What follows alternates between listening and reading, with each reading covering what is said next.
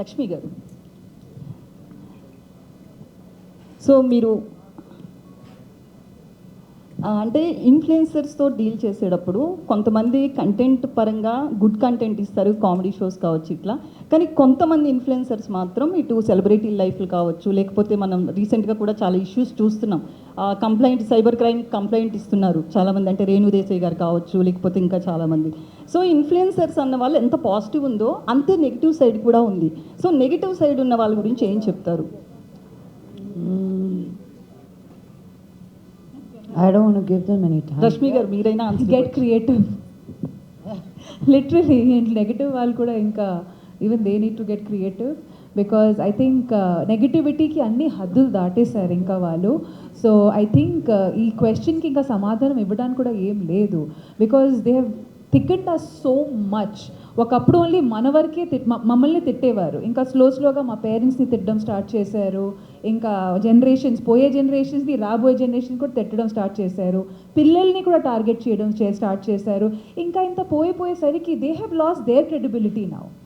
ఒక constructive criticism అనేది ఎవరైనా తీసుకుంటారు, కానీ మీరు ఇంకా పదే అదే చేస్తూ ఉంటే నా నెగిటివ్ కామెంట్స్ కానీ ఆ క్రిటిసిజం కానీ they have lost their credibility. So there is nothing to even there's nothing more to say to them rather than get creative. If you really want your presence to be established or considered, you need to get creative now. That's about it.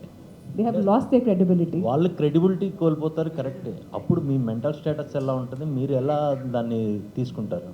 That's what I said. వాళ్ళు ఇంకా ఒకప్పుడు మా వరకే ఉండేది, ఇంకా వాళ్ళన్నీ హద్దులు దాటేసిన తర్వాత after they crossed all their limits, there is literally nothing to even take from there అండి. There is literally nothing.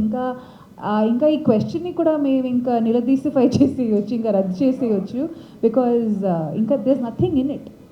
ఇంకా ఒక సోషల్ మీడియా ప్లాట్ఫామ్ అనేసరికి, ఆ నెగిటివిటీ అనేసరికి you just have to like, ఇక దాని మీద కూడా మేమ్స్ వచ్చేస్తున్నాయి, దాన్ని కూడా ఇంకా there is literally nothing about it anymore. It's done and dusted. Lakshmi గారు, సో మీరు చాలా సోషల్ వర్క్స్ చేస్తూ ఉంటారు. రీసెంట్గా నేను ఒక అమన్ వేదిక అని చెప్పేసి ఒక ఆర్ఫనేజ్ హోమ్కి వెళ్ళాను. సో వెళ్తే అక్కడ నాకు చెప్పారు, గవర్నమెంట్ కన్నా ముందే సమ్ వాష్రూమ్స్కి ప్రాబ్లం ఉంది ఇట్లా అంటే లక్ష్మి గారు ఫస్ట్ రెస్పాండ్ అయ్యి మాకు ఇవన్నీ చేశారు, వాష్రూమ్స్ ఇవన్నీ కావాలి అంటే అన్నీ హెల్ప్ చేశారు అని చెప్పారు. సో అసలు అంతకుముందు మోహన్ బాబు గారు కూడా ఒక ఇంటర్వ్యూలో మాట్లాడుతూ తను ఎంత టఫ్ అయినా సరే ఎందుకు నీకు ఇవన్నీ అన్నా కూడా తన సోషల్ వర్క్స్ ఇవన్నీ చేస్తూ ఉంటారు అన్నారు. ఫస్ట్ అసలు ఎక్కడి నుంచి స్టార్ట్ అయింది ఈ సోషల్ వర్క్ చేయాలి అనే థాట్? ఎవరైనా వచ్చినప్పుడు మీ దగ్గరికి టీచ్ ఫర్ కానీ ఇలా చాలా చేస్తూ ఉంటారు, అసలు ఫస్ట్ మీకు ఎక్కడి నుంచి స్టార్ట్ అయింది థాట్ చేయాలనేది? Thank you for acknowledging that. I don't use every platform to talk about it. First influence ante nanne. మేము మెడ్రాస్లో ఉన్నప్పుడు డాడీ మోదుగులపాలెం ఊరు, నెల్లూరు కానీ నాయుడుపేట కానీ దగ్గరే 3.5 అవర్స్లో వచ్చేసేవాళ్ళు. సో మా ఇంటికి వచ్చిన వాళ్ళు ఒక పూట 2 పూటలకు వచ్చేవాళ్ళు కాదు, 2 నెలలు 3 నెలలు వచ్చి ఉండేటవాళ్ళు. అండ్ దీస్ ఆర్ చుట్టాలు కాదు వీళ్ళు, ఫ్రెండ్స్ కాదు వీళ్ళు, ఊర్ల నుంచి ఆ టైంలో అదే ఊరు అనేసరికి మేము ఇంకో ఊరికి వెళ్తే వచ్చి ఉండిపోయేవాళ్ళు 2-3 నెలలు. మళ్ళీ వాళ్ళు వెళ్ళేటప్పుడు మా నాన్నకి ఏమేమి అడిగేటోళ్ళు, మా ఊర్లో అది చేయాలనుకున్నాను, నా ఇంటి ముందు ఇది కట్టాలనుకున్నాను, నా ఇంటి లోపల అది పెట్టుకోవాలనుకున్నాను.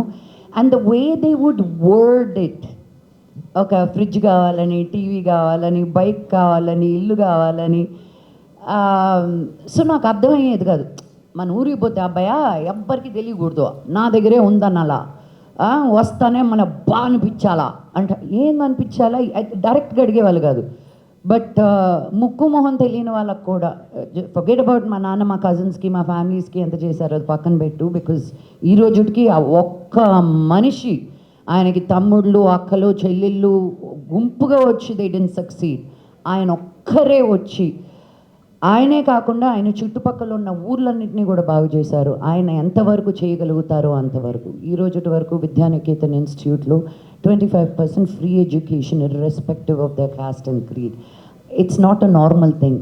ఇప్పుడున్న స్కూల్స్లో రెవెన్యూ షేరింగ్లో ఎన్ని సీట్లు పెట్టచ్చు, ఎంత స్పేస్ ఉంది, ఎన్ని చైర్లు పెట్టచ్చు, ఒక స్కూల్లో కాలేజ్లో ఎంత ఎత్తు లేపచ్చు, ఒక గ్రౌండ్ లేకుండా చేస్తారు. ఈ రోజుకి మీరు స్కూల్కి వెళ్తే ఎడ్యుకేషన్కి ఎంత ఇంపార్టెన్స్ ఇస్తామో అంత ఇంపార్టెన్స్ స్పోర్ట్స్కి ఇస్తుంటాం.